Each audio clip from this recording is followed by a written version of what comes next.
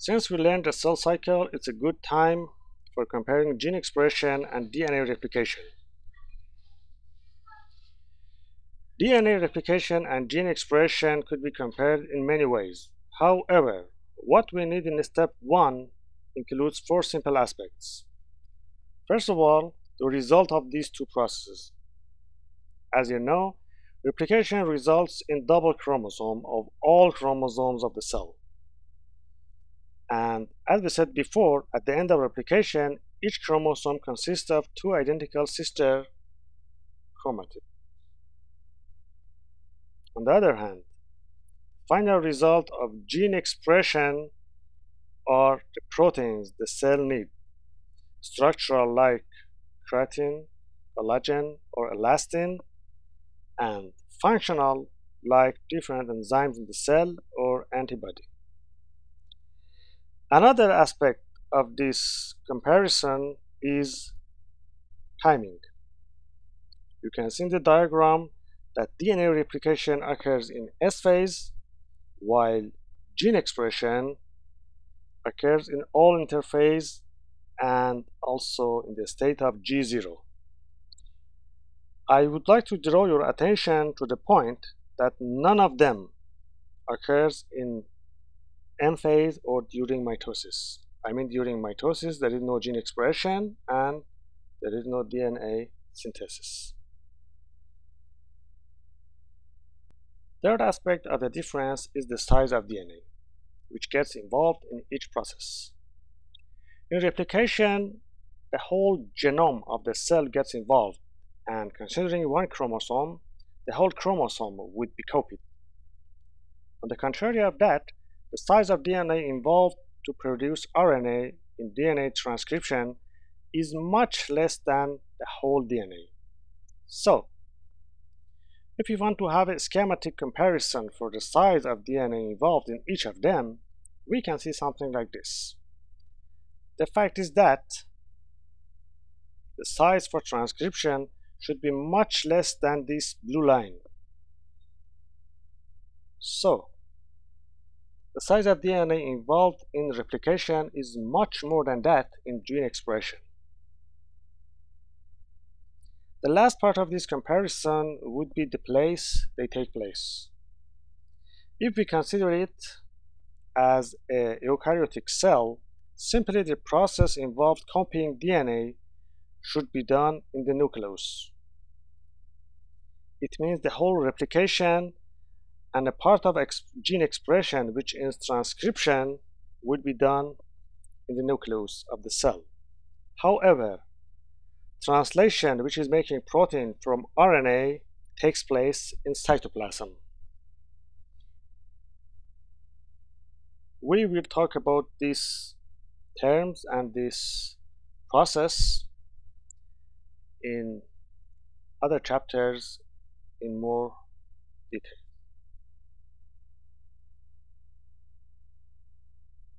So, let's have some integration with other disciplines to see some of the clinical usage of the information we talked about. Some anti-cancer medication interfere with the cell cycle in a way that the affected cell cannot complete the cycle. As we see, some of them act on a particular part of the cell cycle and some others act non-specifically. It means that regarding the phases of the cell cycle, they do not act on a specific phase. 3 of them that act on the M phase are paclitaxel, vincristine, and vinblastine. 3 others that interfere with S phase and replication are methotrexate or MTX, 5-fluorouracil or 5-FU, and hydroxyurea.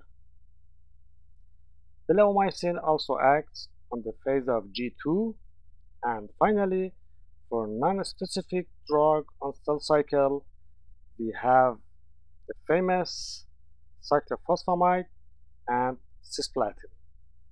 Certainly in pharmacology, we will talk about them much more. Remember, cyclophosphamide and cisplatin, they are non-specific in cell cycle.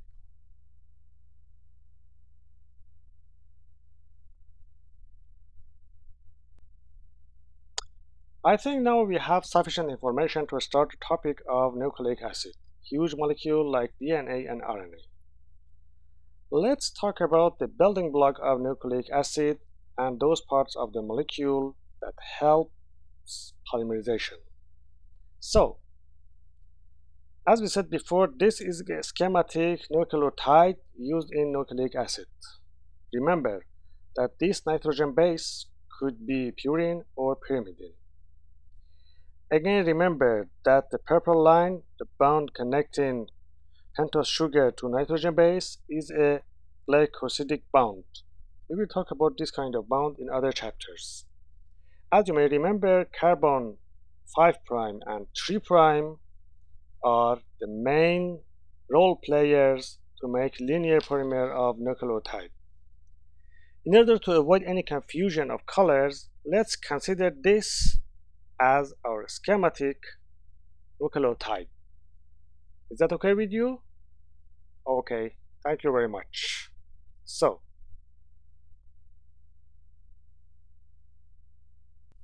this is our first nucleotide, and this is the second one. The phosphate group, which is attached to carbon 5' will have a bond to carbon 3' of the first nucleotide.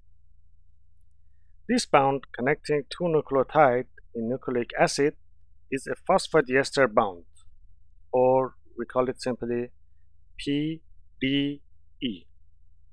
Let's learn that phosphodiester is a covalent and a very strong bond that could be cut by nucleus. This is not very simple and very easy to cut this bond. Let's talk about phosphodiester bond. Consider these two nucleotides forming a phosphodiester bond. One of the most important aspects of this bond is that in phosphodiester bond, the phosphate group links the 3' carbon of a sugar to the 5' carbon of the next sugar in the chain.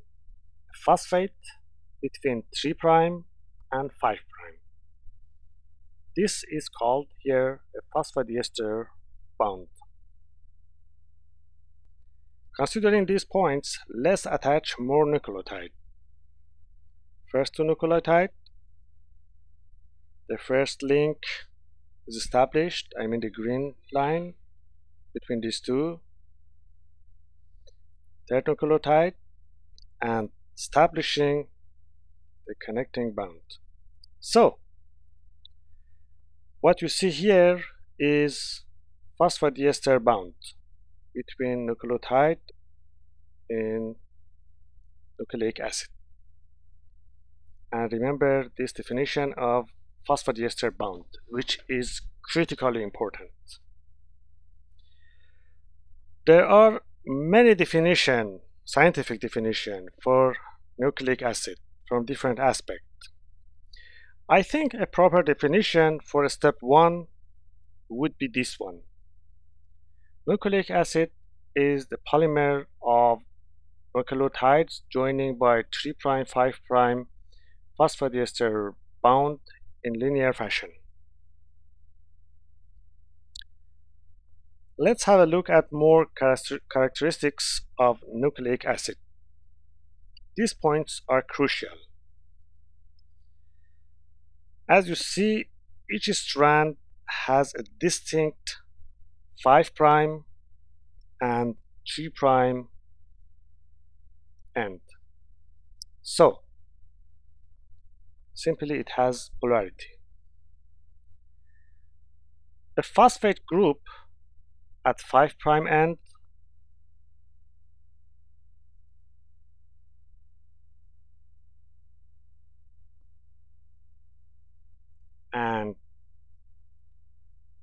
hydroxyl group at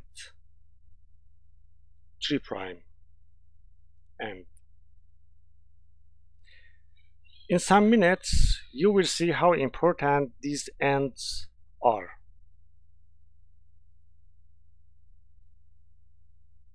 Let's see the way the nucleotide sequence or base sequence in a strand should be reported or written. Consider this simple sequence and we will talk about that. First, let's see what are the bases. Turing base is purine, and without NH2 at 12 o'clock group, it is what? Yes, it's guanine. One rig base is pyrimidine, and without any group like NH2 or CH3, it is what? Yes, uracil. And in order to write the sequence, we have a very important rule. Base sequence of a strand should be written like this, from 5' to 3' direction from left to right. So, which end here is 5' end? The end with hydroxyl or with phosphate group? Yes, with phosphate group. And the other one is 3' end, which is with hydroxyl group. So, everything is ready. We know the bases and the direction we should write. Here we can write in these different ways. 5' UG UG 3' PU PG PU PG, and P here stands for the phosphate group. However, the most common one is UG UG, and in exam they usually like to use the last one. And you should know that if there is no number around the base sequence, we consider it from 5' to 3'. And just another point here to mention is that what we wrote is an RNA. Let's have another practice. You know why it is an RNA, don't you? It's very simple to know.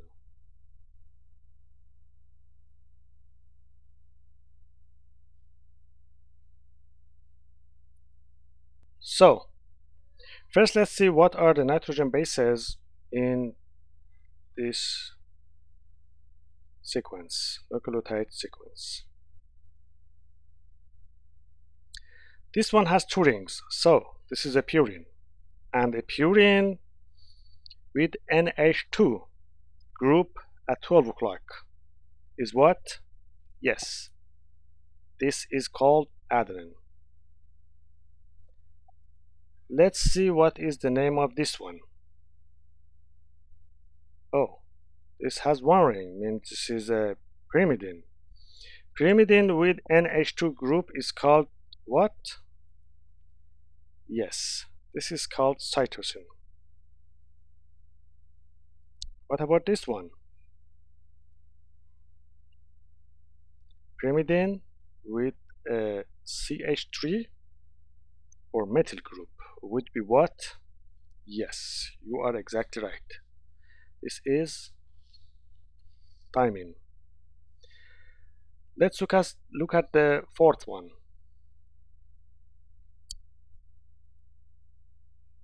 This is a purine without NH2 group on it. Means what? Yes, you are exactly right. It means it's guanine.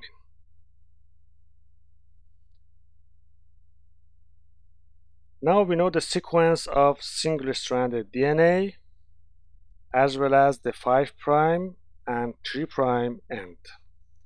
Remember that 5' end is with phosphate group and 3' with hydroxyl. One moment please. Why it is a DNA? Yes, because of thymine. Let's back to the point.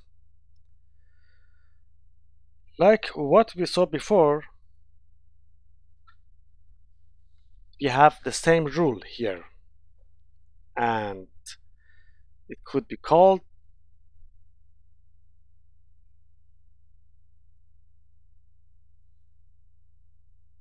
5 prime ACTG 3 prime.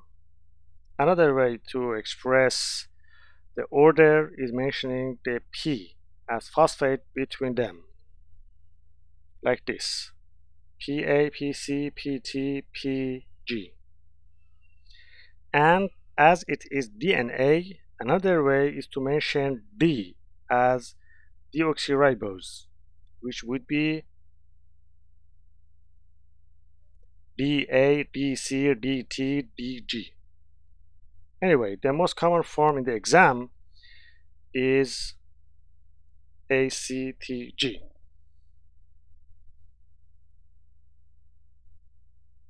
As A is at the beginning, it means that A adenine is at the 5 prime end or phosphate end. You should be able to see a hidden 5 prime or phosphate group at the beginning. And sometimes like that for the last base.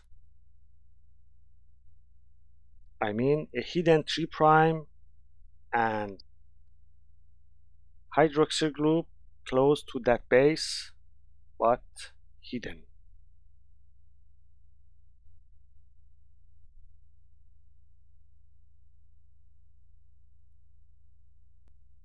I think we are ready to talk about some general rules regarding nucleic acid. DNA is usually double-stranded and we call it dsDNA. RNA, on the other hand, is usually single-stranded and we call it ssRNA. Some viruses could be a bit different. Let's recap the structure of DNA as we have learned so far. We have two ends, 5 prime and 3 prime end. 5 prime with phosphate group and 3 prime with hydroxyl group. And certainly strong phosphodiester bonds as you see in the picture. So, we come to deoxyribonucleic acid, DNA. Let's have a look at the most important DNA features. First of all, two DNA strands are antiparallel. And we also have base pairing in double-stranded DNA. And finally, Chargaff's rule. Let's see what each of them means. DNA double-stranded molecule has a feature of being antiparallel. What it means is that two DNA strands in opposite direction. Let's see what exactly it is. Consider this doll of my daughter.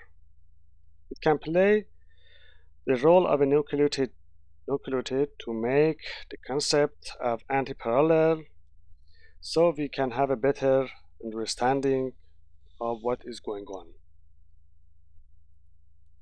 It could be a nucleotide like this. As you see, it has a phosphate end, which is 5 end, and it has a 3 prime end, which is hydroxyl end. Certainly it also has a nitrogen base, but here in this part, when we are talking about antiparallel, this is not our main concern.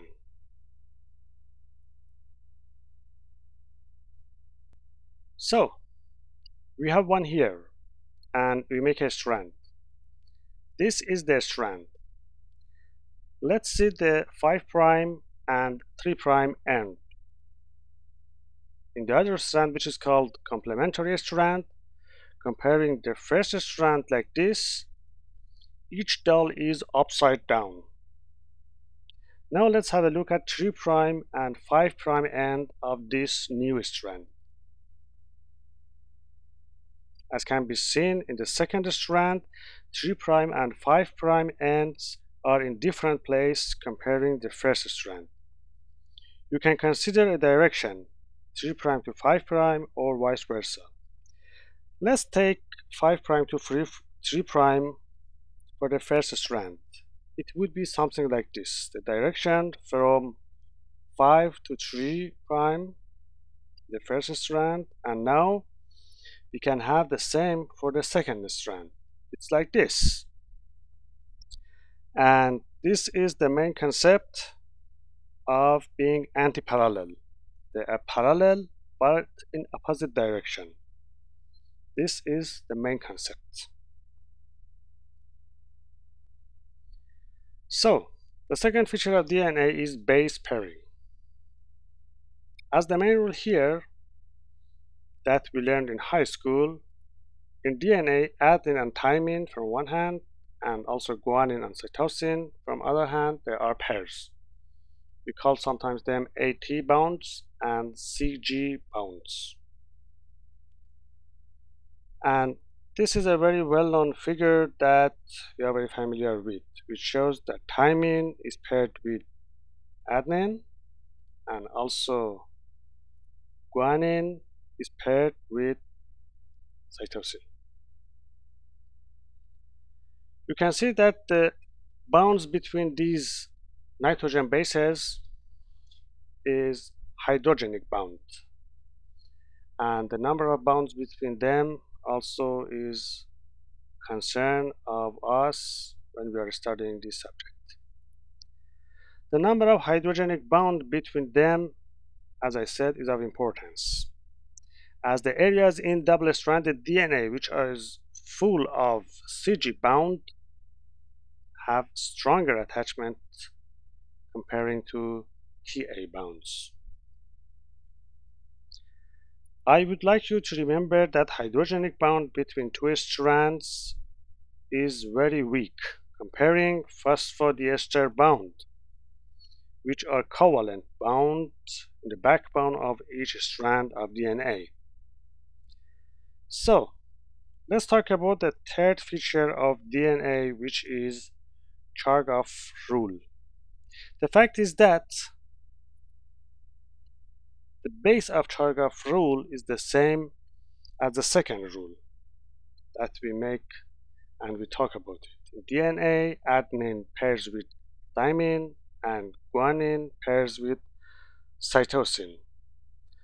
When the bases are paired like this, we can say that the amount of or percentage of adenine equals thymine and guanine equals cytosine. It means that the amount of percentage of adenine plus guanine equals thymine plus cytosine, or purine equals pyrimidine. As simple as that. These are called Chargaff's rule. Let's talk about types of DNA. We have different types of DNA, in which two of them are more important in the exam. Type B, or Watson-Crick, and type Z. We have type A also, but for the exam, B and Z are more important. Let's have a look at type B, or Watson-Crick DNA. Watson-Crick is another name of this type of DNA. This is the most common type of DNA in the nature. Important point is that this is right-handed double helix. Sugar phosphate backbone or phosphodiester bond is located outside the blue part here, you can see. And when phosphate and sugar are outside, we can imagine that base pairs are in the center of DNA. And finally, 10 base pair per complex helix turn, as can be seen in the graph. When we talk in the exam about DNA, or there's a question in the exam regarding DNA, they mean type B until it is proven otherwise. This is a very important point. Let's have a look at type Z. For this exam, here are some points that we should know about type Z. First of all, left-handed double helix, on the contrary of type B. And it occurs in CG-rich sequences in double helix DNA. The fact is that the biologic function is not well known. Maybe this is very good for us, because when this is not well known, it could not appear in the exam. But type Z could have some responsibility in gene regulation. Anyway, let's have another look at DNA structure and the point we haven't talked yet. When double-stranded DNA tears around itself, you can find some groove, minor groove and major groove. It seems that there are good places for submolecule to attach if this molecule want to do something on DNA. So this groove can provide binding site for regulatory protein. So let's have an integration here with some other disciplines.